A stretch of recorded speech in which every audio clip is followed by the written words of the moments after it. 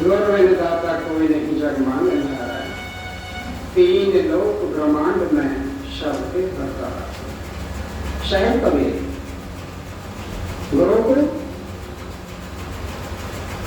वह स्थान दे रहे हैं जो सदगुरु का स्थान होता है।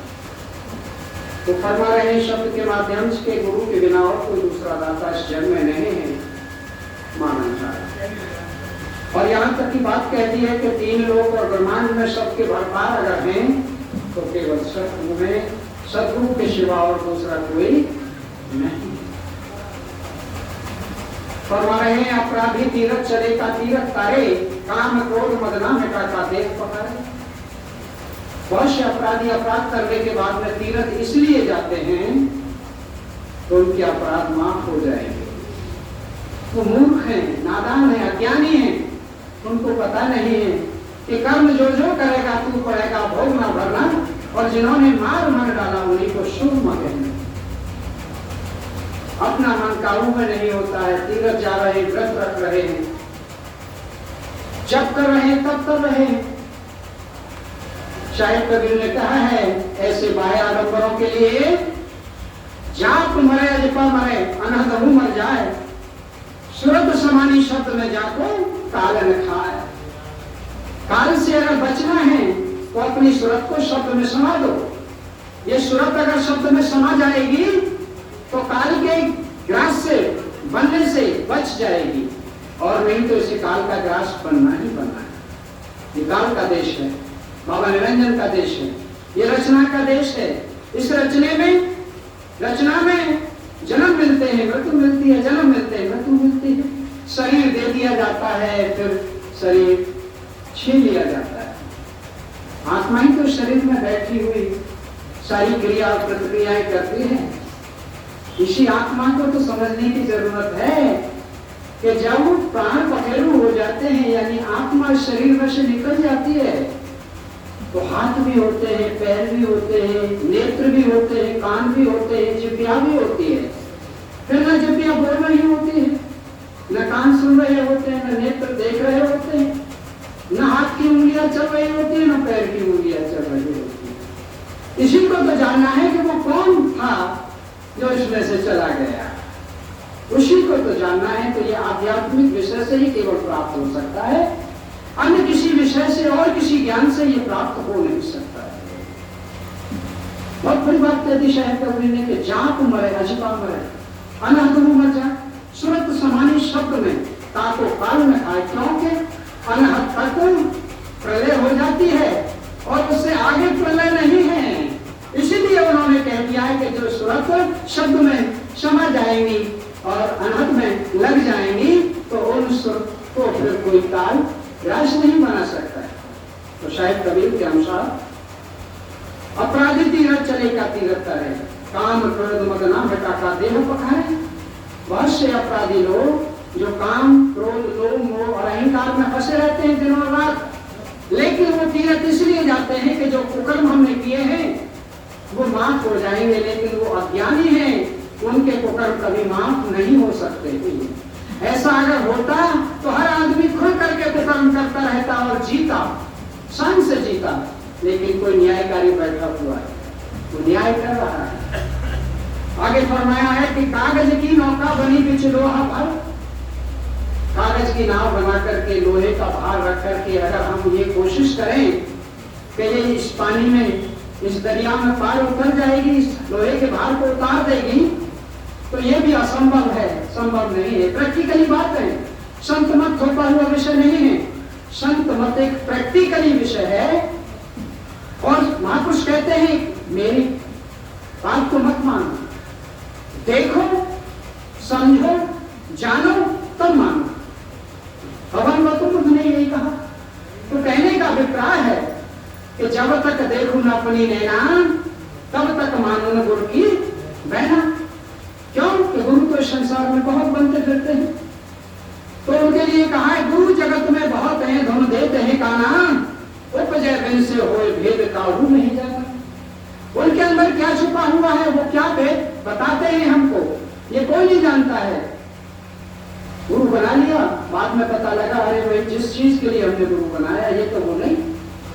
भाई हमने तो समझा था कि ये बहुत अच्छा महात्मा है, लंबा चौड़ा है और बड़े अच्छे वस्त्र पहनता है, त्रिशूल इसके हाथ में रहता है, कमंडल इसके हाथ में रहता है, चोगा चंदन लगाता है, लेकिन ये तो हमसे ही कौवा मंगा रहा है, अरे ये तो हमसे ही चिलम भरवा रहा है, ये तो खुद चिलम लगा रहा है, हमसे भी चिलम लगवा रहा है, तो फिर धोखा निकलता है। तो आध्यात्मिक गुरु को ढूंढने में थोड़ा समय लगता है। सत्संग के द्वारा सतगुरु मिलते हैं, सतगुरु के द्वारा ये नाम मिलता है, जो नाम रूपी नौका में बैठ करके तब जीव पार होता है। तो हमें चाहिए कि हम नाम प्राप्त करें, ऐसे सतगुरु से प्राप्त करें जो सतगुरु स्वयं शब्द में रख हो और हमें भी शब्द में रख कराए। गुरु नितांत आवश्यक कह दिया है। और संसार में गुरुओं के धोखे भी होते हैं, धोखेबाज गुरु होते हैं, सावधान रहने की जरूरत। जो गुरु कहता है उसे मत मानो, उसे करो, उसके प्रैक्टिकल पर जाओ, प्रैक्टिकल में तुम्हें कुछ लगे तो मानो वरना मत मानो। गुरु तो झूठ बोलते हैं, ये मानो एक समय के लिए, एक क्षण के लिए ये मान लो हो सकता है गुरु हमारा झूठ बोल रहा हो, धोखेबाज हो। इसलिए गुरु की बात पर विश्वास मत करो, गुरु के वचन का पालन करो और उन वचनों पर चलो। जब चल निकलोगे तब कुछ देखोगे तब मानोगे, और तभी मानना चाहिए, उससे पहले नहीं। और गुरु होना नितांत आवश्यक, जैसा कि रामायण में भी फरमाया, गुरु बिन भव निधि रहे न कोई। गुरु के बिना भव निधि से कोई उतर भी नहीं सकता है। गुरु होना भी जरूरी है, लेकिन पाखंडी गुरुओं से बचना भी बहुत जरूरी है, क्योंकि वो पाखंड बना करके अपना खूब गुरुवाई करते हैं और खूब भीड़ भाड़ इकट्ठा होती है। वैसे एक बात बताएं, दुनियादार लोग जो है वो साग सब्जी वालों की दुकान पर ज्यादा मिलते हैं। एक बाजार में सुनार की दुकान होती है, उस पर 2-4 ग्राहक बैठे हुए होते हैं, और साग सब्जी वाली दुकान पर चले जाओ लाइन लगी हुई होती है। तो भीड़ वही मिलती है जहां सांसारिक इच्छाएं हैं, सांसारिक इच्छाएं हैं। जब पारमार्थिक इच्छाएं है वहां पर भीड़ नहीं मिलेगी। भीड़ का मतलब क्या है? या तो फिर वो सभी के सभी पारमार्थिक आकांक्षी हैं, उस मार्ग को पाना चाहते हैं, और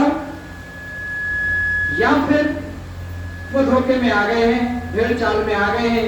आगे वाली भीड़ चल रही थी, पीछे उसकी दूसरी लग गई, तीसरी लग गई, अब आगे वाली ऊपर चढ़ रही है टीले पे, तो वो सारी की सारी ऊपर टीले पे चढ़ रही। फिर वो नीचे को खाई में जा रही है, तो सारी की सारी नीचे खाई में जा रही। फिर वो झाड़ झक्कार आ गया, तो झाड़ झक्कार में होकर के वो भीड़ आगे वाली निकल रही है, वो सारी की सारी उसी के पीछे होकर निकल रही। तो भीड़ चाल में मत चलो, अपनी बुद्धि और विवेक को खोल करके सत्संग सुनो, और सत्संग के द्वारा जो सद्गुरु कहें उसको सुनो, और फिर उस पर विचार भी करो।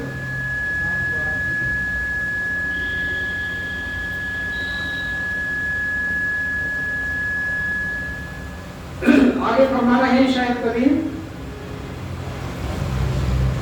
कि कागज की नौका बनी बिच लोहा भारे, शब्द भेद जाने नहीं मूरख पछारे। कि कागज की नाव बनाकर के लोहे का भार उसमें रख करके हम पार नहीं उतार सकते। ठीक उसी प्रकार से हम अपने इन कर्मों के भार को किसी मूर्त के आगे नतमस्तक होकर, किसी मूर्त पर लौंग के जोड़ा चढ़ाकर, किसी मंदिर में किसी मूर्त के सामने घंटा या शंख बजाकर, या किसी बहते हुए दरिया का स्नान करके, गंगा या यमुना का, या किसी तीर्थ जो चारों धाम की परिक्रमा कहलाती है, केदारनाथ, बद्रीनाथ, सोमनाथ, तो इतने स्थानों के ये भक्ति के मार्ग नहीं। कहने का अभिप्राय है ये भक्ति के मार्ग नहीं है, ये मन ही मार्ग है, और मन को संतुष्ट करने के लिए ये बाबा निरंजन ने थोप दिए। ठाव ठाव तीरथ तर्थ थापो ठगने को संसार। तो एक ऐसा बाबा निरंजन का जाल है इस जाल से संसारी जीव निकल नहीं पाते और वो इसमें उलझ करके रहते हैं। तो वो कह रहे हैं कि शब्द के भेद को जाने। साहिब कबीर क्या कह रहे हैं कि शब्द भेद जाने नहीं मूर्ख पचहारे, शब्द के भेद को जानने की कोशिश कर। कहा है कि शब्द कहाँ से उठता है, कहाँ को जाए समाये, हाथ पैर वाके नहीं कैसे पकड़ा जाए। सहस कमल से उठत है, सुन नहीं जाए समाये, हाथ पैर वाके नहीं स्वर से पकड़ा जाए। तो अंतर वाला जो शब्द है हम अपनी स्वर से उसे पकड़ सकते हैं, केवल अपने ज्ञान से नहीं पकड़ सकते, अपने मन से नहीं पकड़ सकते, अपनी बात पटुता से नहीं पकड़ सकते, उसे केवल हम मेडिटेशन के द्वारा पकड़ सकते हैं। जब सूरत की तवज्जो को मुतवज्जे करेंगे हम गगन मंडल की तरफ, तो पहले तो हमें नीचे से सिमटना पड़ेगा। जब हम पिंड से सिमटेंगे अंड में आएंगे, अंड से सिमटेंगे ब्रह्मांड में पहुंचेंगे। पिंड क्या है? नेत्रों से नीचे का जितना भी हिस्सा है वो हमारा पिंड है। और नेत्रों में आ जाने पर हमारी सूरत की तवज्जो को वो अंडी है, तो अंड है, यानी अंडी मन पर आ गए हम। पिंडी मन को छोड़ दिया, अंडी मन पर आ गए। अब अंड से भी फिर तीसरे दिन पर सिमटने को ब्रह्मांड कहा जाता है। तो ये ब्रह्मांड है, इस ब्रह्मांड में जब हम झांकेंगे देखेंगे तब हमको कुछ पता लगेगा कि इसमें कैसा प्रकाश हो रहा है और किस प्रकार की यहाँ से धुनें निकल रही हैं, और उनको हमें यानी हमारी सूरत को पकड़ना होता है। देखो एक बात साधारण सी कह देता हूं, मोती समुद्र में है ये सब लोग जानते हैं, क्योंकि सब पढ़ लिख गए हैं तो सब लोग जानते हैं कि मोती कहाँ मिलता है, समुद्र में। अब उस समुद्र में नाक पकड़ करके गोता लगाना पड़ेगा, तल तक जाना पड़ेगा, तब मुट्ठी भर करके वह मोती हमारे हाथ में आएंगे। तो ये भक्ति मार्ग इतना सरल नहीं है जितना लोगों ने समझ लिया। खाली सत्संग कर लेना, चाहे वो वार्तिक हो या वचनों के द्वारा हो, और अंतर में कुछ कमाई न करना, ये सब थोतापन है, ये सब खाली खाली है। वर्णात्मक और गुणात्मक दो प्रकार के शब्द होते हैं और ज्ञान होता है। एक होता है वर्णात्मक, जिसे हम कहते सुनते हैं, बोलते हैं, चालते हैं, सुनते हैं। लिखन पढ़न में जो आया उसे वर्णात्मक आया, जो लिखने पढ़ने में आता उसे वर्णात्मक कहा जाता है। यह तो हो गया वर्णात्मक। और एक होता है गुणात्मक। गुणात्मक का मतलब है कि उस वक्त केवल हम और हमारा शत्रु होता है, तीसरा कोई नहीं होता। और कहा जाता है कि मैं तो देखूं तू मोह देख, मिट जाए तो किया रह जाए एक। ये होता है एक ही कार, और इस एक ही कार पर जो टिक जाता है वो सच्चा शिष्य है और वही सच्चा शत्रु है। आमने सामने वाले शत्रु और शिष्य हैं, वरना ऐसे तो जगत में बहुत गुरु होते हैं और बहुत शिष्य होते हैं।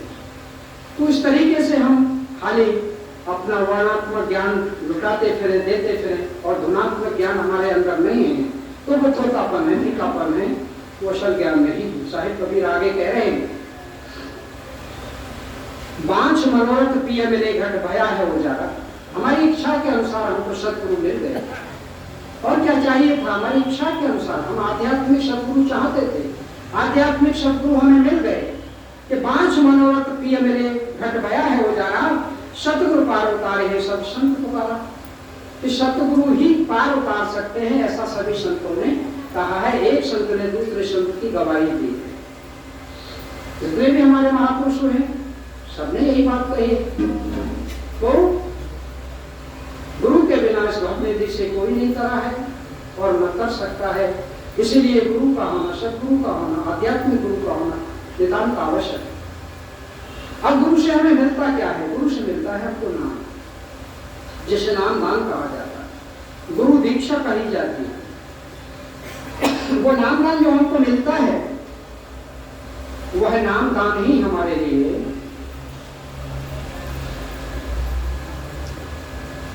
करने वाला सूत्र है, पार होने वाला सूत्र है, और कोई विधि पार होने के लिए नहीं है जीव को। तुलसी साहब हाथरस वालों ने फरमाया है घट रामायण के अंदर, कह लाग कर घूमना में बड़ाई,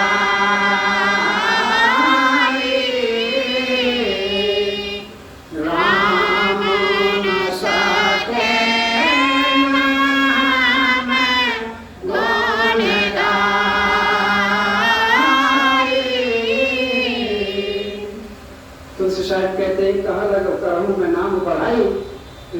सके नाम गुरु भाई, ये नाम राम को भी नहीं मिला। तो कहने का अभिप्राय है, इसीलिए कह देते हैं राम से बड़ा राम का नाम। राम के जो राम है, राम के जो राम है, कबीर के जो राम है, उस राम को हमें पाना है, उस राम को हमें पाना है, उस राम को छोड़ना नहीं, अपने जीवन में प्राप्त कर लेना है। तो उन्होंने कहा है कि कहाँ तक मैं नाम की महिमा को कहूँ, ये नाम जो संतों से मिलता है, इस नाम की महिमा को मैं कहाँ तक बयां करूं। ये नाम तो राम भी जो अवतार लेकर के आए से इस दुनिया में, वह भी प्राप्त नहीं कर सके। और एक महापुरुष कहते हैं, इसीलिए लोग समझते नहीं है सत्संग क्या चीज होती है, आध्यात्मिकता क्या होती है। कहा है कि ब्रह्मा विष्णु महेश्वर कहिए इन सिर लागी काई, ब्रह्मा विष्णु महेश्वर कहिए इन सिर लागी काई, इनके भरोसे मत कोई रही और इन्हों मुक्त न पाए। मुक्ति का मार्ग इनसे नहीं मिला, क्योंकि इनको खुद नहीं मिला। इनको जब खुद नहीं मिला मुक्ति का मार्ग, तो ये दूसरों को क्या दे सकते। हमारे महापुरुष सतभक्त सतलोक से सतपुरुष के धाम को छोड़ करके हमें लेने के लिए इस दुनिया में आए, वो हमें यहां से लेकर के अपने सतलोक धाम जा रहे हैं। हमें ऐसे सद्गुरुओं के लिए नतमस्तक रहने की जरूरत है और उनका ज्ञान अर्जित करने की जरूरत है, अपने अंदर समेटने की जरूरत है। देखो एक बात मैं कह देता हूं, जैसा कि आज का माहौल चल रहा है, आज की जनता, आज का मनुष्य बड़ा भोला है, वो करामात देखना चाहता है, वो चमत्कार देखना चाहता है। और चमत्कार जहां होता है वहां मौज नहीं होती, वहां दया नहीं होती, वहां छलावा होता है, वहां झूठ होता है, फरेब होता है। समझने की जरूरत है आप लोगों को। दया और मौज पर आधारित रहो, चमत्कार मत ढूंढो। और संत तो कभी चमत्कार करते ही नहीं।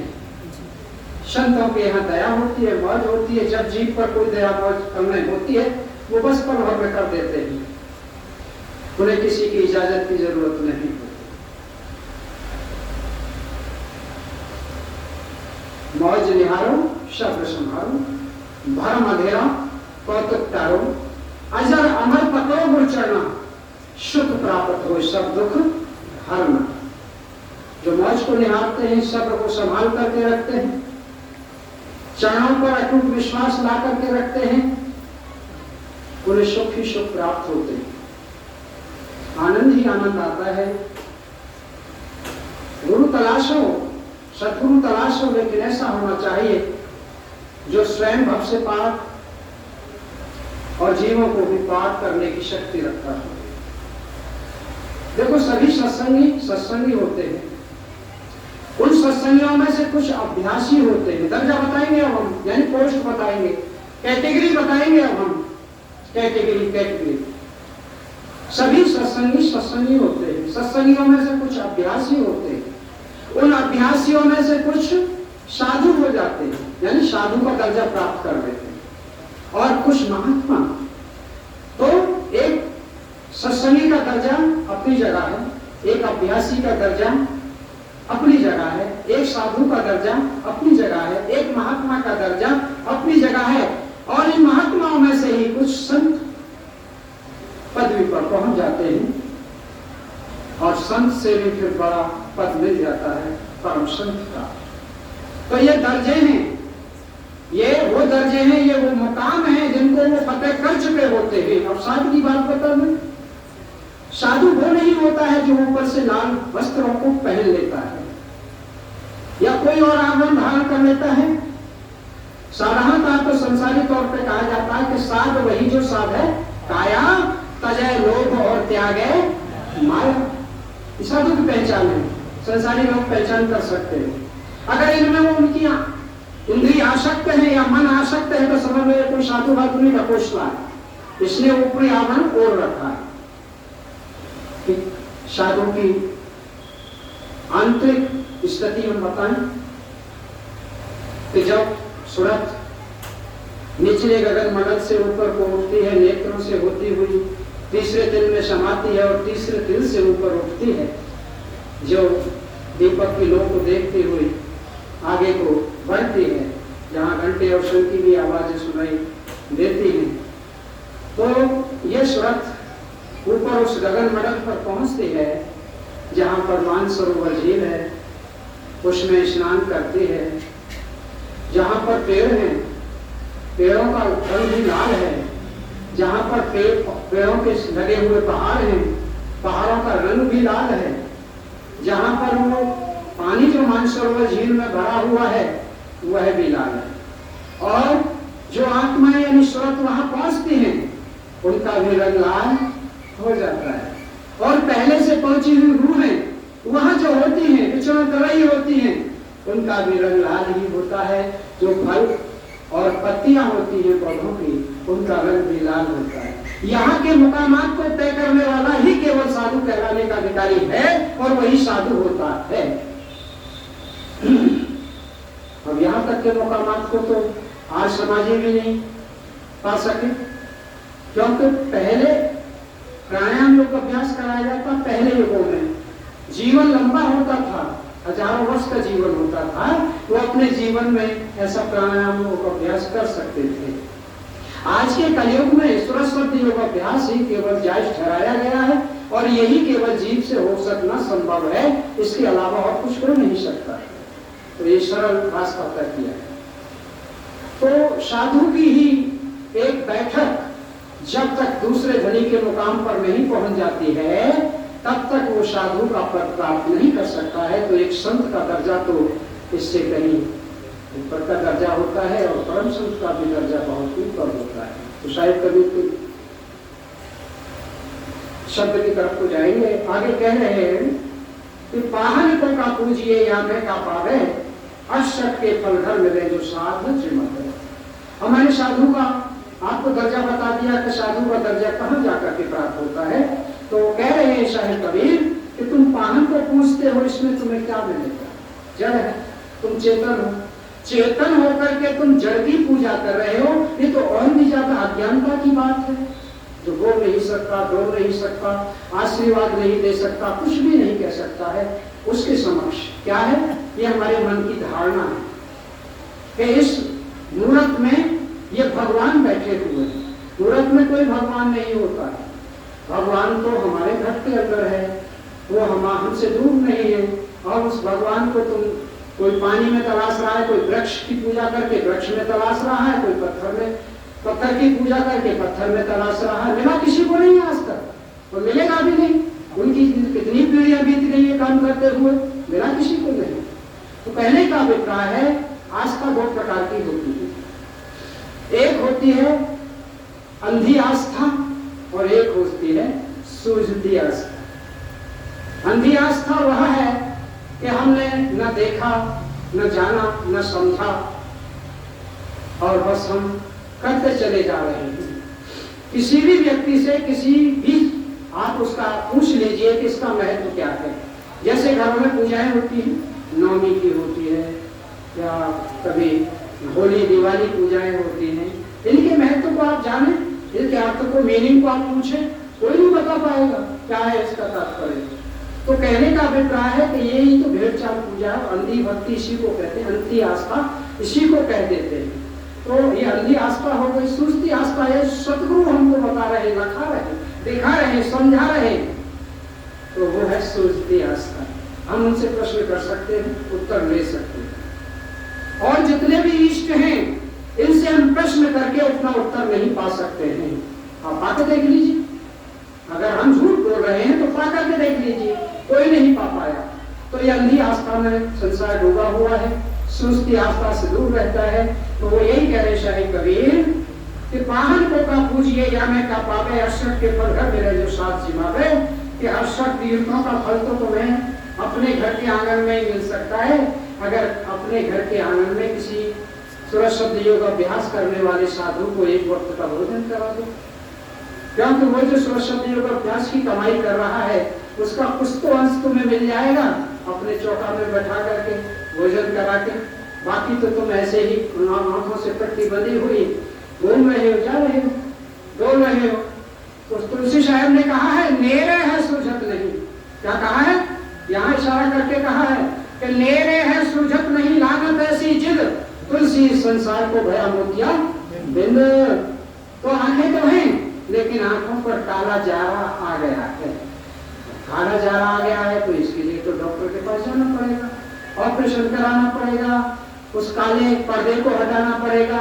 जब तक वो काला पर्दा नहीं हटेगा तब तक हमें दिखाई नहीं देगा। तो वह सर्जन डॉक्टर और कोई नहीं, हमारे और आपके लिए आध्यात्मिक विषय के लिए वक्त के सदगुरु हैं। सदगुरु हमारी इस अज्ञानता को मिटाते हैं, हमारी आंखों को खोलते हैं और वह हमें आगे का सन्मार्ग दिखाते हैं। कहे कबीर विचार के अंधा थक डोले, अंधे को सूझे नहीं हटी में बोल। शायद कबीर विचार के कह रहे हैं कि अंधे लोग हैं संसार के, और वो अंधे लोग अपने खल यानी पास में ही ढूंढ रहे हैं। कोई वस्तु है रखी है, अब उन्हें दिखाई तो देता नहीं है तो वो क्या करेंगे? वो इस वस्तु तक तुरंत ही उठ कर तो पहुंच नहीं जाए। मान के चलो उनका कोई बेंच है, कमंडल है, कोई गिलास है, लोटा रखा है उनके पास, थैला है, और कोई सामने वाला कहे महात्मा जी जरा ये उठा के देना, जैसे सॉरी मतलब महात्मा जी शब्द निकल गया है, यानी जो कोई अंदर व्यक्ति है, तो जैसे हमारे यहाँ सूरदास महात्मा भी है इसलिए निकल गया है। तो वो क्या करेंगे कि वो इधर उधर हाथ मारेंगे, वो ऐसे तो टटोलेंगे यहाँ है या वहाँ है, यहाँ नहीं है शायद यहाँ है, तो वो इस तरीके से करेंगे। तो अज्ञानी जीव इधर उधर भटकता है, अज्ञानी जीव इधर उधर भटकता है कि कभी शिव की पूजा कर ली तो कभी दुर्गे की, तो कभी हनुमान जी की पूजा पे आ गए तो कभी राम की पूजा पे आ गए। ये क्या है?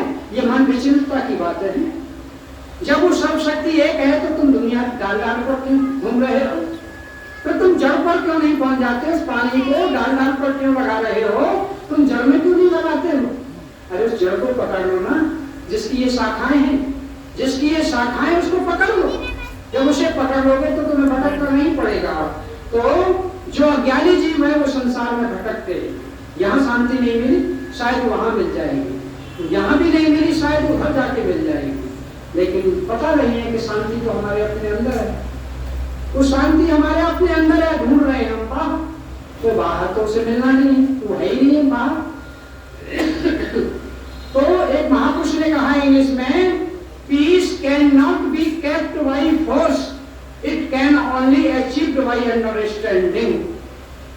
ये महापुरुष ने अपने कहा है इंग्लिश में, piece can not be kept by force, यानी हम शांति को बलपूर्वक नहीं पकड़ सकते। अगर बलपूर्वक पकड़ा जाता है शांति को तो जितने पहलवान है ना बलशाली, वो सब शांत होते, सबको शांति मिल गई होती, लेकिन वो स्वयं में भी शांत नहीं। तो कहने का अभिप्राय है कि तंधारी जी कोई सुखी नहीं है। सुखी वही है जो मैंने अभी पीछे कहा था कि वही सुखी है जिसने अपने मन को जीत लिया। साहिब कबीर ने यह फरमान जारी कर दिया था कि तन धरा है तुमने, पंखा चला रहे तन धरा है, तो इस तन में सुख भी आएंगे और दुख भी आएंगे। सुख और दुख दोनों नदियां हैं, ये साथ साथ बहती हैं। तुम्हारी नजर जब सुख की तरफ होती है तो सुख की नदी को देख रहे होते हैं, और जब दुख की तरफ होती है तो दुख की नदी को देख रहे होते हैं। तुम्हारे जीवन के साथ तुम जीवन दोनों नदियों के बीच में काट रहे हो। तो जैसे जैसे तुम चलोगे वैसे वैसे ये नदियां चलेंगी, क्योंकि इन दोनों नदियों के बीच में तुम्हारा जीवन है, और ये सुख दुख भरी हुई दोनों नदियां तुम्हारे जीवन के साथ चलती रहती है। इसलिए इसकी परवाह मत करो, बिल्कुल परवाह मत करो, केवल अपने कर्मों को संभालो, शुद्ध करो। प्रारब्ध के आधार पर तुम्हें वर्तमान मिला है, वर्तमान के आधार पर तुम्हें भविष्य मिलेगा। बस ये सारता है, बाकी हम कितना ही ज्ञान आप लोगों को दें, समझ में आएंगे तो 4 शब्द आ जाएंगे, और समझ में नहीं आता है तो पूरी पोथी हम दिन और रात पढ़ते रहें, वो हमारी समझ में फिर आ नहीं सकता है। तो शायद कबीर के इस फरमान के साथ ही हम आप सभी बहन और भाइयों को बहुत बहुत धन्यवाद देते हैं इस बात के लिए कि आप महान आत्माएं हैं जो अपना घर और परिवार छोड़ करके एक ऐसे अवसर पर, एक ऐसे दिवस पर, एक ऐसे स्थल पर जो महापुरुषों के जहाँ वचन फरमाए जाते हैं आए हैं। तो आप बहुत बहुत धन्यवाद के पात्र हैं। और मैं सतगुरु से आपके लिए जब भी प्रार्थना करता हूँ, केवल एक ही प्रार्थना करता हूँ, हे मालिक के सतगुरु वक्त हमारे सभी जीवों के लिए, सभी जिज्ञासुओं के लिए, सभी प्रेमियों के लिए सद्बुद्धि दो, सद्ज्ञान दो, सद्मार्ग दो और सदा सुखी रखना आपका कर्तव्य बनता है, इसलिए सदा सुखी रखो। राधा स्वामी। आप सत्संग समाप्ति की तरफ है, विनती होगी, आरती होगी, उसके बाद गद्दे प्रसाद वितरित होगा, उसके बाद आप सब लोग इधर पट्टी बिछी हुई है, स्थान लेकर के भोग प्रसाद के लिए बैठ जाएंगे और भोग प्रसाद ग्रहण कर लेंगे। फिर अपने दुख सुख की बात एक दूसरे से हम शेयर कर सकते हैं और बाद उसके शाम को फिर आरती होगी, उसके बाद फिर प्रसाद ग्रहण किया जाएगा रात्रि का और उसके बाद में फिर शब्द वाणियां प्रारंभ हो जाएगी जो फिर सुबह बेला तक, प्रातः बेला तक चलती रहेंगी। राधा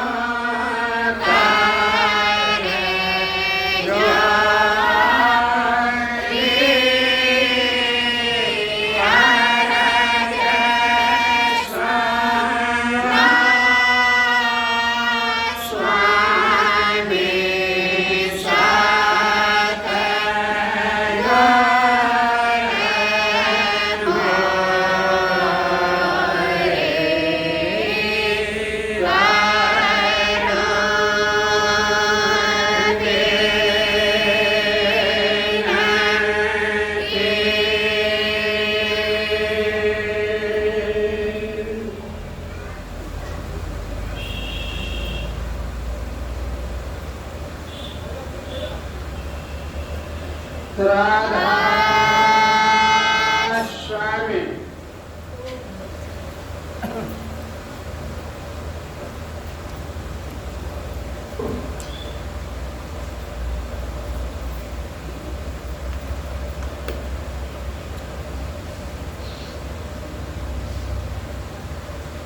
भारत आगे राधा स्वामी जी के जय।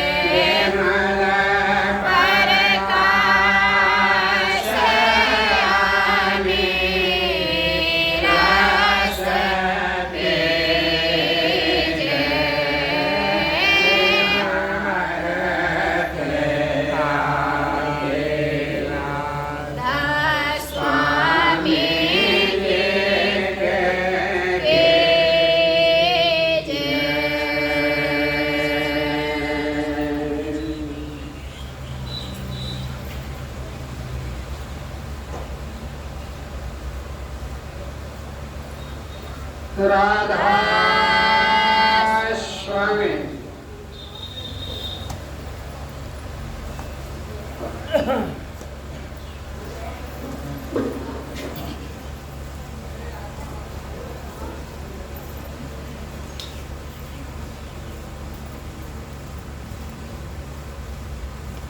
अभी जलाओ, देखो उधर जाके।